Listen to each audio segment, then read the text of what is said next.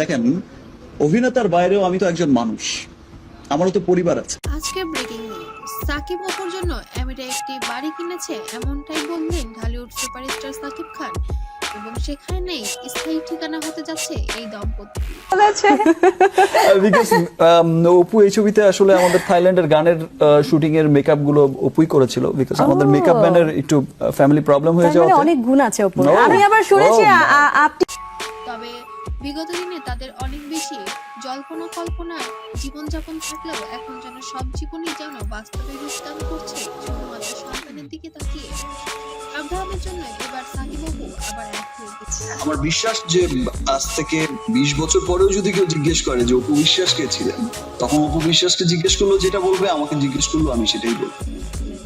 এবং একই সঙ্গে সংসার করছে এবং একই ছাদের নিচে বসবাস করছে এবার সাকিব খান নিজে মুখে সেটা বলেছেন।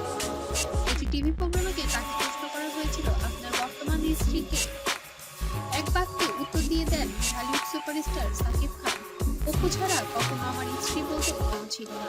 আমার প্রত্যেকটা সফলতার কৃতিত্ব অবদান সমস্ত শাকিব খানের। উনি যদি না থাকতেন আমার পাশে বা আমার কাজের জায়গাতে, ওনার যদি সেই সাপোর্টটা না পেতাম, হয়তোবা প্রযোজনাটা আমি করে উঠতে পারতাম না। মুগলি সে তো আমার অতীত, ও শুধুই মাত্র আমার সন্তানের মা, আমি কখনো তাকে বিয়ে পর্যন্ত করিনি। তবে অপু একটি সংসারী মেয়ে এবং আমার সংসার আমার ক্যারিয়ারকে ধরে রাখার মূল কারিগর। অপুকে আমি অনেক বেশি ভালোবাসি অপু বিশ্বাসকে দিয়ে সে একবার দেখা আমার এবং ওর উপর আমার অনেক কৃতজ্ঞতা বোধ আছে, কারণ আমার ক্যারিয়ারের আজ এই পর্যায়ে শুধু ওর মাত্রই এসে পেরেছি। বিচ্ছেদের 6 বছর পরে এসে সাকিবের সঙ্গে পুনরায় সম্পর্ক শুরু করেছিলেন চিত্রনায়ক অপু বিশ্বাস। সংগীত ধোঁয়াশা উড়িয়ে দিয়ে সবটা নিজে মুখে প্রকাশ করলেন এই চিত্রনায়িকা।